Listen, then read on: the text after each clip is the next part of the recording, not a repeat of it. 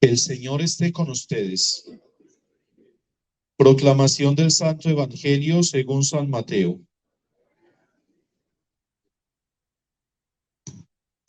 En aquel tiempo dijo Jesús a sus discípulos esta parábola.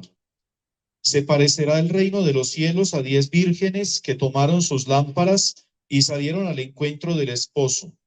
5 de ellas eran necias y 5 eran prudentes. Las necias, al tomar las lámparas, no se proveyeron de aceite. En cambio, las prudentes se llevaron alcuzas de aceite con las lámparas. El esposo tardaba y les entró sueño a todas y se durmieron. Y a medianoche se oyó una voz: que llega el esposo, salgan al encuentro. Entonces se despertaron todas aquellas vírgenes y se pusieron a preparar sus lámparas. Las necias dijeron a las prudentes: denos de su aceite, porque se nos están apagando las lámparas. Pero las prudentes contestaron: por si acaso no hay bastante para ustedes y nosotras, es mejor que vayan a la tienda y se la compren. Mientras iban a comprarlo, llegó el esposo, y las que estaban preparadas tomaron con él el banquete de bodas, pero la puerta se cerró. Más tarde llegaron también las otras vírgenes diciendo: Señor, Señor, ábrenos. Pero él respondió: en verdad les digo que no las conozco, por tanto, velen, porque no saben el día ni la hora. Palabra del Señor.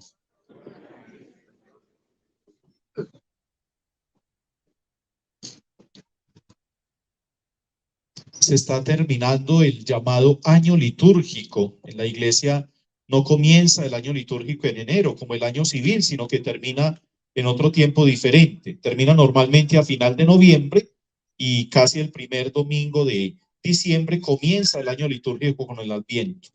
Estos 2 últimos domingos, por eso las lecturas que escuchamos tienen un tinte especial, y es el tinte de la vigilancia, como de estar muy pendientes, porque es como si el tiempo se acabara, es como como en el fondo, es como el mensaje que el Señor nos dice, es decir, tomarnos en serio esto de ser cristianos, tomarnos en serio este puesto que nosotros tenemos aquí en la tierra, en lo que se nos haya encomendado.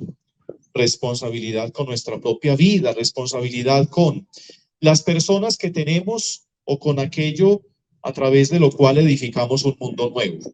Eso en el fondo pues es como el mensaje de estas lecturas de hoy.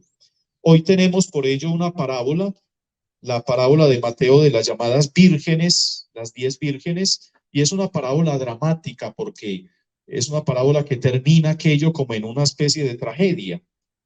Y es lo que pinta, por así decirlo, con esas palabras el Señor, lo que puede ocurrir en nuestro interior.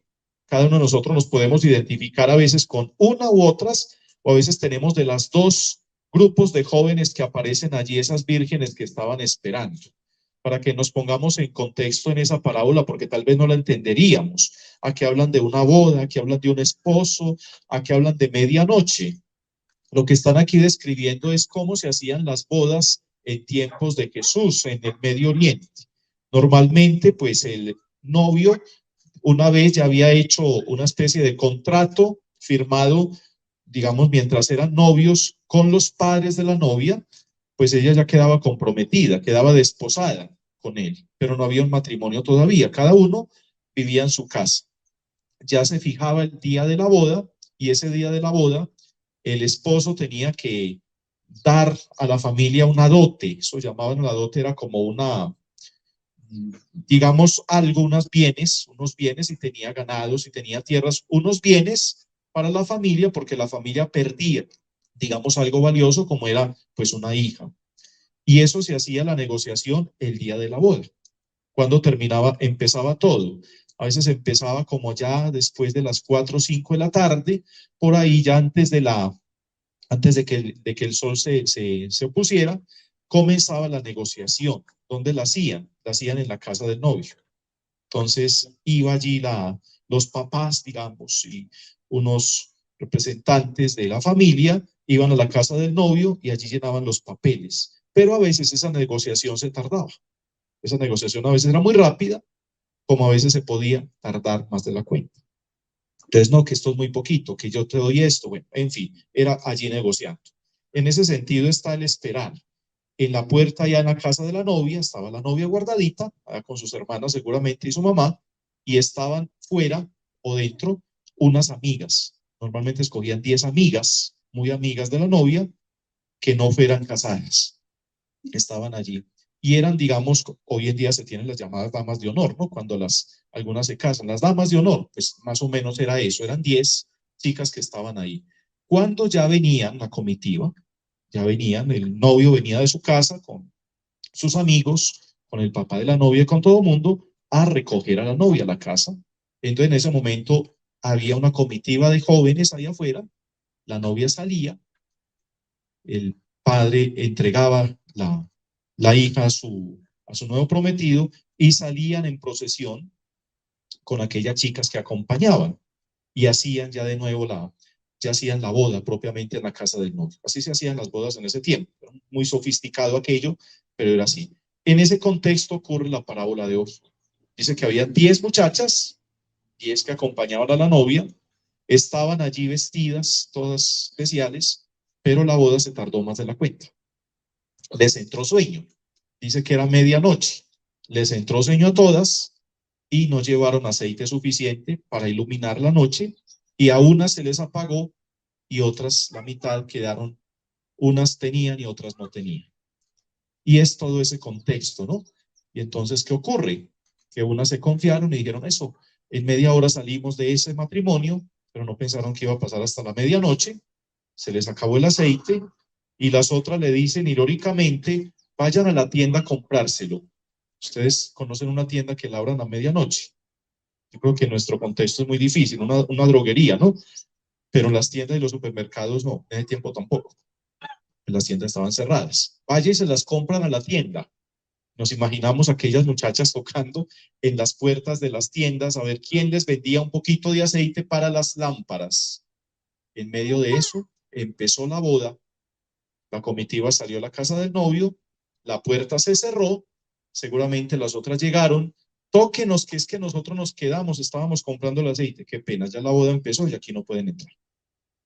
Dramático aquello, ¿no? ¿Cómo termina eso? Más allá de la vergüenza para aquellas chicas, es la tristeza de no poder participar. Y es el llanto y el rechinar de dientes que dice el Señor, es decir, algo muy triste, una sensación totalmente interna. Todo eso, ¿a qué nos remite? A nuestra responsabilidad frente a Dios y frente a lo que hemos recibido. A veces se nos apaga el aceite, se nos acaba el aceite, nos quedamos sin combustible en la vida. Ese combustible, muchas maneras lo han interpretado de muchas maneras. ¿Qué podríamos llamar ese combustible? Podría ser el de cada uno, el tesón, la fuerza, la responsabilidad. Basta con decir, ese aceite es la responsabilidad personal, es la ilusión por la vida. Cuando a una persona se le acaba la ilusión por la vida, se le acaba la ilusión por ideales nobles, grave. Por ahí la cosa no es. Puede que usted tenga mucha salud, puede que tenga muchos años por delante. Esta es una invitación. No dejen apagar la ilusión en sus vidas. Hay que tener ilusión por algo, ¿no? Un ejemplo muy, muy dramático y más dramático aún.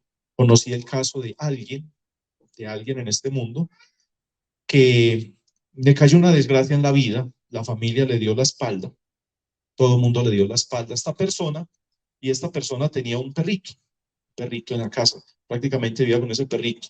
Y esta persona intentó quitarse la vida de la peor manera, no sé cómo, y ya estaba casi que agonizante. Y el perrito se dio cuenta, pues ahí el perrito como que lo animaba y el perrito era desesperado. Y esta persona en medio como de la actitud del perrito dijo, este animalito va a quedar sufriendo, ¿quién me lo va a cuidar? Lo van a echar a la calle, se va a morir. Y con eso llamó a un familiar, venga que me estoy muriendo. Y se salvó. Y eso servía para reflexionar, al menos que tengas una ilusión por algo. Este tenía la ilusión del perrito al menos, ¿no? No dejes apagar una ilusión en tu vida, porque se te acaba el combustible.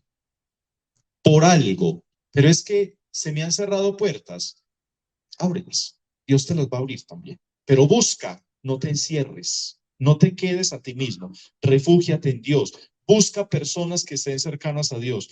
Yo sé que estas personas van a hacer que el combustible interior vuelva otra vez como a brotar interiormente. Y los padres de la iglesia, ya se llaman los escritores de los 3, 4, 5 primeros siglos, los padres de la iglesia interpretaban esas lámparas. Ellos decían, ¿a qué se referirán esas lámparas? Por ahí hay un padre de la iglesia que decía que las tres lámparas, ellos eran varios, cada uno tenía lámparas, pero ellos decían, cada uno podría tener hasta 3 lamparitas, porque tenían que llevar de repuesto si se les dañaba una. Las lámparas aluden a las virtudes teologales, decían uno. A saber, ¿cuáles son las virtudes teologales? Seguramente que en catecismo básico de primera comunión se nos enseñaron y algunos saben cuáles son. A ver, la primera la fe, la segunda la esperanza y la tercera es la caridad o el amor. Fe, esperanza y caridad. Y los padres de la iglesia decían, esas lámparas tienen que estar las 3 encendidas siempre. Y el viento de este mundo, los vientos contrarios de este mundo, tratan de apagarte la fe, hacerte creer no en Dios, sino en cosas que no pueden salvar, poner tu fe en tonterías por ahí que no te pueden salvar. La esperanza, que relacionada con lo que les digo, tener una ilusión en la vida, tener una mirada fija, un horizonte fijo en cosas, en nobles ideales, en tu realización, en proyectos, en Dios. Y nos decía esta segunda lectura, muy breve que leímos, y decía, nos recordaba el apóstol San Pablo la suerte de los difuntos. Y dice, la suerte de los difuntos no termina aquí. Esto no termina en un cementerio. Si nuestra vida terminara en un cementerio, en Jardines de la Esperanza, pues muy triste. Nuestra vida no termina ahí. Nuestra vida termina allá. Y por eso esa es la esperanza del hombre, su encuentro con Dios. Y la caridad, que es el servicio, el amor que le podemos prestar a otros, el hacernos valiosos para el otro, el ser el mundo para el otro, tanto que tenemos para dar, tanto que hemos recibido. Si esas lámparas se nos apagan, ¿qué puedes ofrecerle a Dios después? Por eso el Señor va a cerrar la puerta a los que hayan o hayamos dejado apagar esas luces. No los conozco, porque les di la gracia, les di todo para que las mantuvieran encendidas y no quisieron hacerlo. Es por responsabilidad personal. Dios nos ha creado con amor, nos ama profundamente, pero para salvarnos pide nuestro consentimiento y no salva a la fuerza a nadie. Eso es un misterio, es el misterio de nuestra libertad. ¿No? Yo ya como estoy, a ver, responsabilidad en su vida. ¿Cómo está llevando su vida? Tenemos que darle a Dios cuenta de nuestros actos, de nuestras cosas, de los demás. Ahí está pues la parábola que aparece. Por eso cada uno de nosotros podemos tener una mitad a veces que nos relajamos y otra mitad que a veces está vigilante. O triste aún cuando estamos vigilantes a cosas que no valen la pena. Vigilancia en tonterías y en cosas que no valen la pena. Un ejemplo que les voy a poner, y disculpe si a alguien le cae, no es para el ánimo de ofenderlo. Una persona que tiene, por ejemplo, un vehículo o una cosa y se pone todo un domingo entero todo el día desde la mañana hasta la tarde a eso y descuidan a Dios. Ni siquiera media horita para Dios, ¿cierto? Pues es claro, es el vehículo donde se transporta, o es las maticas que cuida, o es la mascota que yo qué sé, que le parece muy bonita, lo que sea, cualquier cosa, o el fútbol que le encanta, algo. A ver, no te dediques solo a eso, dedícate también a tu familia, dedícate a cultivarte a ti mismo también, media horita al menos a mi Dios. Entonces, eso también, entonces, dejamos apagar ciertas cosas y vigilamos sobre otras que no es que no sean importantes, pero que en la vida pueden ocupar un segundo plano. ¿Qué responsabilidades tienes? Dime a qué le dedicas más tiempo en tu vida y te diré qué lámparas encendidas tienes en tu vida. Pidámosle pues al Señor que no seamos como esas vírgenes necias, ¿no? Al final la cosa no es el buscar, y tal vez el buscar. Alguien le decían, si usted le dicen que se va a morir mañana, ¿usted qué se pone a hacer? Pues, uy, no, pues yo me pongo este día a ser virtuoso y a ser bueno. No, eso no se consigue en una noche, ¿cierto? Eso no se consigue en una noche. Los estudiantes, los niños, los jóvenes, los que estudian, tienen esa experiencia. Cuando van a los exámenes finales, se matan 2 días antes, allá trasnochan hasta las 4 de la mañana estudiando, metiéndose en una pobre cabecita lo que no hicieron durante un semestre.